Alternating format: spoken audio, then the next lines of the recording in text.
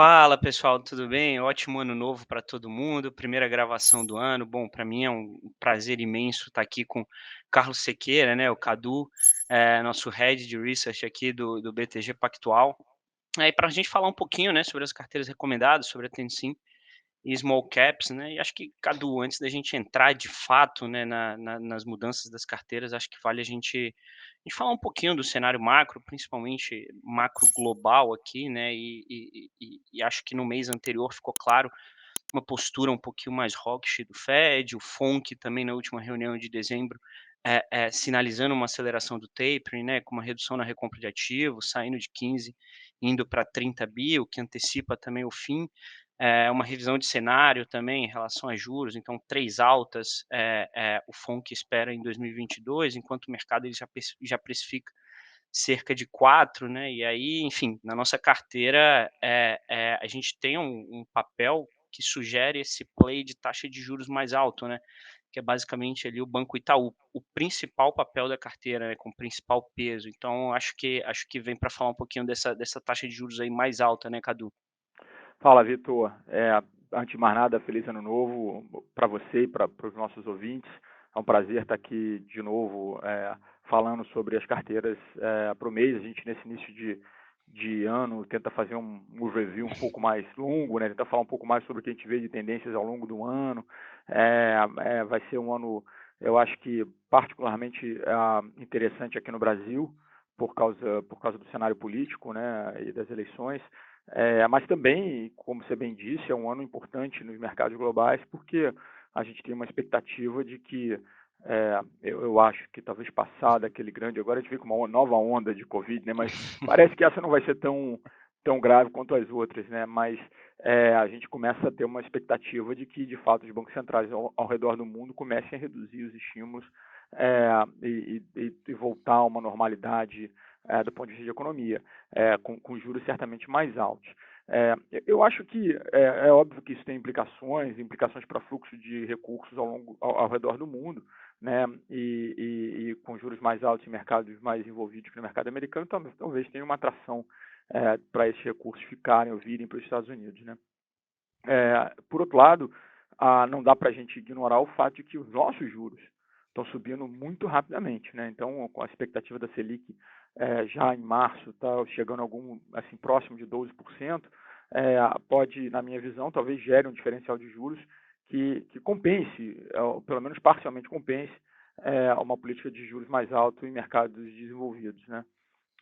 Então, eu acho que esse é o primeiro ponto. Eu tenho olhado muito para esse diferencial de juros e a gente tem tido um movimento bem agressivo de aumento de juros. Não por acaso, né? Porque a inflação está alta e o Banco Central precisa começar a trazer a inflação de volta para próximo do que seria a meta de inflação, que é a meta de inflação de 3,5%.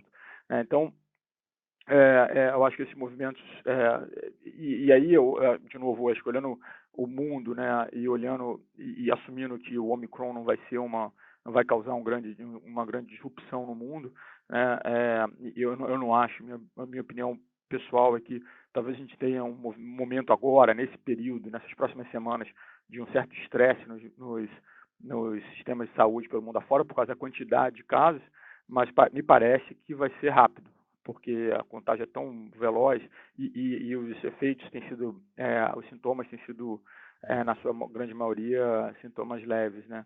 Acho que a vacinação ajuda, obviamente, também. Então, a expectativa que eu tenho é que o cenário doméstico ele tem um peso maior ou mais relevante para a definição do preço de ativos no Brasil, especialmente ações, né, que é o que a gente vai acabar discutindo aqui. Então, enfim, de novo, acho que os juros locais e a velocidade com que eles estão subindo, o cenário de inflação, a questão política eleitoral, talvez eu acho que, agora voltando um pouco para a economia mundial, com impactos nas empresas brasileiras, eu acho que o fato de que as economias agora, de novo, assumindo que o Omicron seja uma questão rápida e passageira, as economias vão estar inteiramente reabertas, né, e ainda se beneficiando desse crescimento que acelerou ao longo de 2021.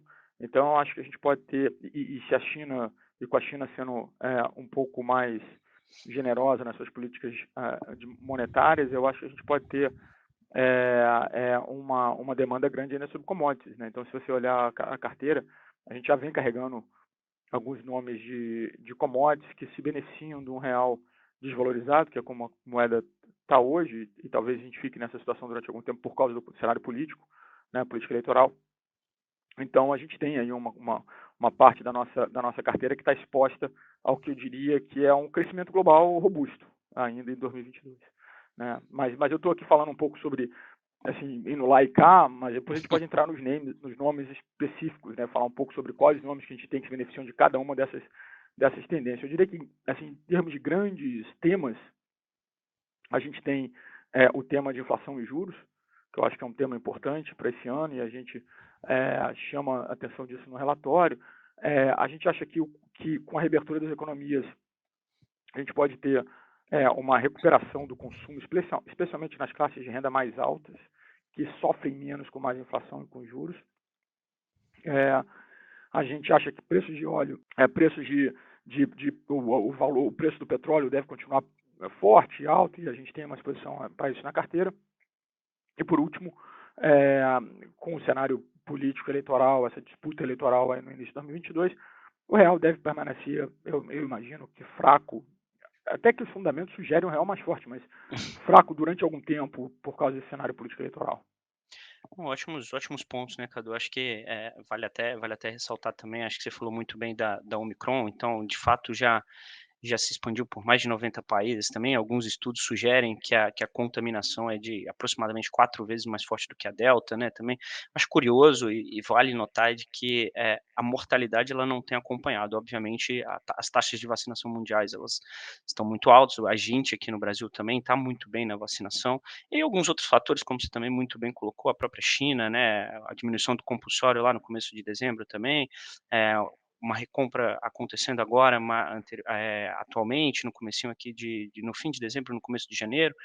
E aí tem um outro fator também, até na reunião de hoje, né, a OPEP ela decidiu manter os 400 mil barris dia, a que ela vinha se propondo, é o que o mercado esperava, né. Eu acho que isso é extremamente relevante aqui, principalmente para os nossos calls aí de Raizen, PetroRio e 3R na small caps, né, que deve ter o petróleo se mantendo num patamar elevado, que o preço de energia com reabertura também deve se manter. E até voltando aqui, a OPEP, justamente ela decidiu manter esses 400 mil barris dias, dado que ela entende que essa abertura econômica ela vai continuar, essa atividade econômica forte vai continuar. Então, acho que é o pano de fundo aqui global um pouco esse, né, Cadu? Sim, eu acho que esse é o. E a gente está tentando capturar na carteira esses temas, Uhum. desculpa, alguns deles locais e outros temas globais que impactam algumas das ações que a gente recomenda e cobre aqui no Brasil, né? Não, sem dúvida, sem dúvida. E aí até partindo um pouco mais especificamente para o cenário interno, né, Cadu, eu acho que todo mundo vem acompanhando aí a deteriorização do cenário interno ali desde de agosto, setembro do ano passado.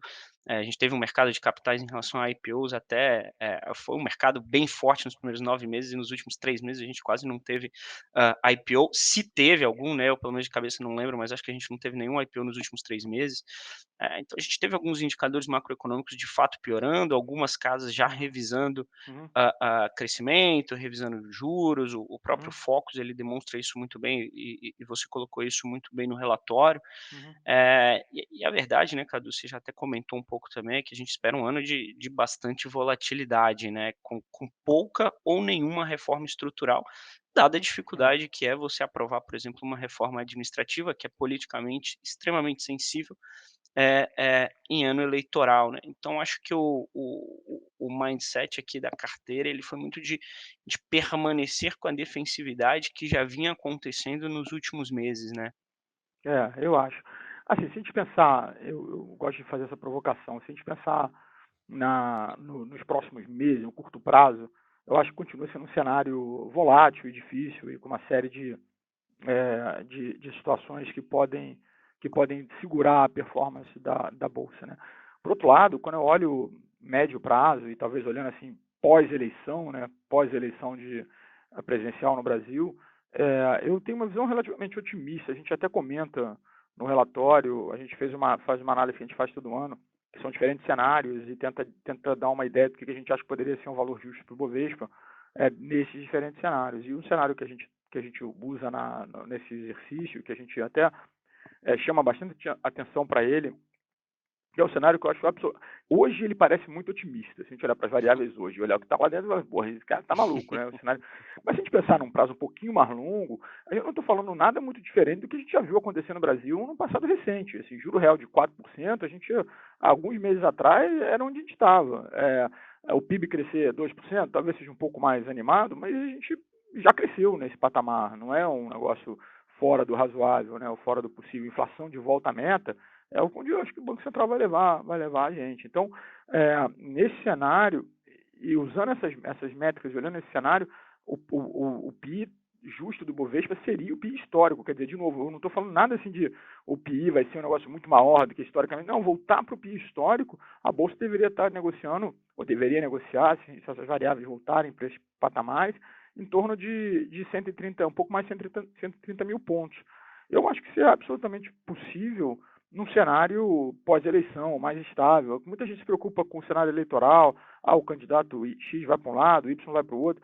No fundo, no Brasil, os candidatos acabam convergindo para o centro, né? Porque é onde os partidos de centro estão, que é o que dá governabilidade a qualquer candidato eleito. Então, eu fico menos preocupado com o receio que o mercado tem de algum extremismo pós-eleição. Acho até que nos discursos, você tem sempre, né? Os discursos são sempre animados, pré-eleição, mas depois da eleição, eu imagino que a gente tenha uma coisa muito mais ao centro, né? Um governo muito mais ao centro, como sempre foi o caso do Brasil em todos os outros anos. E eu acho que no cenário mais estável a gente pode ter um Bovespa negociando de volta a sua média histórica, que daria hoje, olhando o lucro de 12 meses para frente, mais ou menos 130 mil pontos. Então, assim, eu tenho uma visão razoavelmente otimista para a Bolsa, apesar dos nossos problemas, apesar da piora do cenário macro, apesar dos juros estarem a 11,75 agora em março. Apesar disso, eu continuo tendo uma visão razoavelmente otimista para o cenário no Brasil.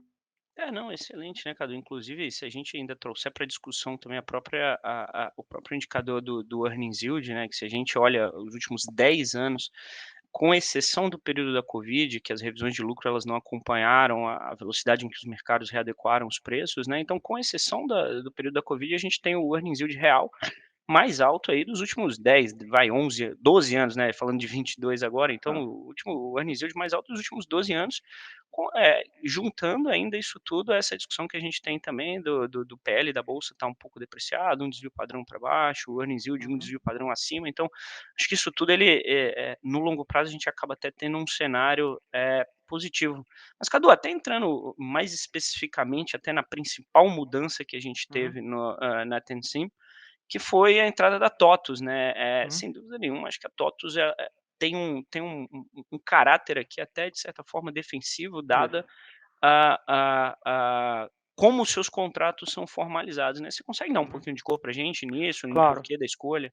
Claro, a gente já há algum tempo tem carregado no Tencin algumas empresas mais defensivas. A gente tem feito, se você olhar, a gente olhar o Tencin hoje, a gente tem um pouco de consumo, que é um pouco mais arriscado, a gente tem bancos por causa das teses de juros para cima, é, é, a gente tem um pouco de commodities e exposição cambial. Então, a gente tem tentado deixar o portfólio balanceado. E a gente tem lá o pessoal lá da Utilities, e aquele call mais defensivo mesmo, que a gente teve a Energisa há 2 meses atrás, a CPFL no último mês, e esses papéis performaram como a gente achou que fossem performar de fato. E TOTS é um papel que eu acho bastante defensivo, com opcionalidade de crescimento acelerado. Então, ela é defensiva, mas ela tem opcionalidade de aceleração de crescimento. E a razão pela qual, e ela, como você bem disse, ela é muito protegida contra a inflação. Na verdade, ela ganha, em tese, com a inflação mais alta, porque ela reajusta os contratos dela anualmente, baseado na inflação passada. Esses contratos, além do reajuste automático, esses contratos são relativamente valores pequenos para o tamanho das empresas que ela serve, então o percentual da receita é muito baixo, o que faz com que não tenha um impacto tão grande no business do cliente.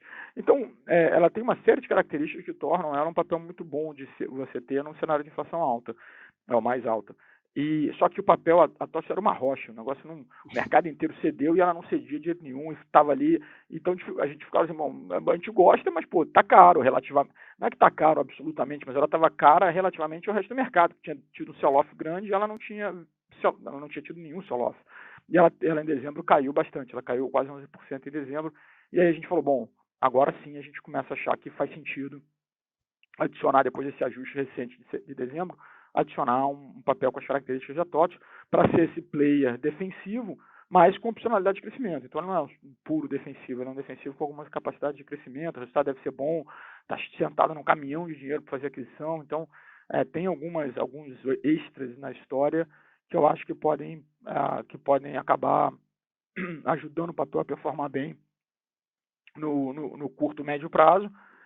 E ainda é defensivo, quer dizer, se a coisa não for bem, esse cara vai bem de qualquer jeito. Então, foi um pouco esse o racional de trazer o valor que a gente sempre gostou, já teve no Tessin outras vezes, né? Não é a primeira vez, já teve várias vezes no Tessin antes, e a gente aproveitou a oportunidade do sell-off de dezembro para adicioná-la. Não, ótimos pontos, Cadu. E aí, partindo aqui um pouquinho para de small caps, né? A gente fez duas mudanças, a gente colocou Local Web e Santos, né? Santos, principalmente, uma dinâmica competitiva um pouco melhor, um ambiente regulatório também. Local Web é um valuation, né? Principalmente nessa base relativa que você comentou para TOTVS, também muito depreciado para Uhum. uma empresa que cresce bastante, né? Você consegue passar também para a gente um pouquinho desse racional? Claro. Talvez começando com Local Web. A Local Web, a gente também é uma história que a gente gosta. Ela está exposta ao crescimento de e-commerce no Brasil. Como todos os players de e-commerce, a Local Web sofreu muito nos últimos meses, então a ação foi muito castigada. A gente entende um pouco desse racional, né? O e-commerce perdeu um pouco com a reabertura da economia, o e-commerce perdeu um pouco de força, mas eu acho que ela acabou sofrendo muito e por razões que não são as mesmas razões que outras empresas de e-commerce sofreram. Muitas empresas de e-commerce sofreram nesse período, não só porque você teve uma desaceleração do crescimento de e-commerce, que continua forte, ele só não é tão forte quanto, né, foram nos meses quando a pandemia estava mantendo todo mundo em casa, você não tinha opção, você tinha que comprar online porque não dá para sair de casa. Então, acho que, obviamente, o crescimento agora não é o que a gente via antes, mas tem um fator de competição no e-commerce que prejudicou outros nomes de e-commerce que não a local web, mas porque o ambiente competitivo piorou. A local web ela não está competindo nesse ambiente na ponta de venda, ela é um fornecedor de ferramenta e esse mercado vai continuar crescendo. Então a gente acha que ela apanhou demais. Os valuations de fato antes eram altos, agora estão mais razoáveis. E nesse nível de valuation, para uma empresa da qualidade de local web, com uma série de alavancas de crescimento, com o cross-sell vindo de um monte de aquisições que eles fizeram, são caixa positivo, levantaram recursos no início do ano passado, no primeiro trimestre do ano passado, ainda tem muito recurso disponível em caixa, então nenhuma pressão de endividamento, nenhum risco de dívida. Pelo contrário, na verdade, a local web, aliás, a TOTS também, né? E outras também. As empresas levantaram recursos recentemente, então elas são caixa positivo. Os juros subindo, na verdade, elas vão ganhar mais dinheiro, não menos, que é o que normalmente acontece, que as empresas são endividadas, os juros sobem, elas gastam, têm maiores despesas financeiras. Essas empresas, por causa desses movimentos de levantar recursos que tiveram recentemente, na verdade, são caixa positivos. Então, ela ainda tem o caixa pode servir para aquisições, mas com juros subindo vai ganhar um pouco mais de dinheiro com o caixa ali. Então, a gente gosta da história. Talvez a gente esteja sendo assim um pouco cedo no nosso movimento, mas às vezes isso é bom. Eu gosto disso, assim, pegar uma empresa que o pessoal ainda está meio largadona lá e falar, ó, preste atenção que essa aqui é uma boa empresa, que ajustou demais e que a gente acha que pode recuperar tão logo o mercado brasileiro comece a recuperar também. Então esse é o racional de local web. Santos, a gente teve Santos no Small Caps até recentemente, a gente adora essa história, adora esse case. E a única razão para a gente ter removido ele no mês passado foi que ele tinha tido uma performance relativa muito melhor do que outros papéis que estavam no Small Caps, então ela tinha performado bem e a gente queria criar espaço na carteira para adicionar outros nomes. Então a gente tirou o Santos no passado por causa disso. Estamos voltando com ela agora porque, como você bem disse, as dinâmicas competitivas, regulatórias, continuam muito favoráveis para a Santos Brasil. A gente acha que eles vão ter um outro ano muito bom. E a gente achou que com esse valuation ainda muito atraente, faria sentido colocá-la de volta. Então é esse um pouco do racional de Santos. De novo, Santos é um habitué aí no small caps, ele só está voltando esse mês. Bom, excelente, Cadu. Obrigado, obrigado demais pela participação. É sempre um prazer dividir a tela aqui contigo, né? Em breve a gente faz presencialmente, quando você estiver lá em São Paulo também. Fechado. Fechado, Vitor. O prazer é todo meu assim, eu estou sempre à disposição para estar aqui com você e com os nossos ouvintes aí participando desse bate-papo. Obrigado. Obrigado, obrigado, Cadu. E bom, antes que o pessoal do marketing me dê uma bronca aqui também, pessoal, ó, fiquem à vontade, cliquem no link aqui de baixo, lá e leva vocês para todas as nossas carteiras recomendadas. Então a gente tem algumas carteiras, na verdade, tem a Tencent, tem a Small Caps, que é o grande mote aqui desse programa, mas também tem a ESG, tem a carteira de dividendos também, que tem uma periodicidade diferente. Então, enfim, são pelo menos aí 4 carteiras que vocês conseguem ter acesso no link aqui da descrição, tá? Bom, um abraço, pessoal. Até mais. Obrigado, Cadu. Obrigado, abraço. Até lá.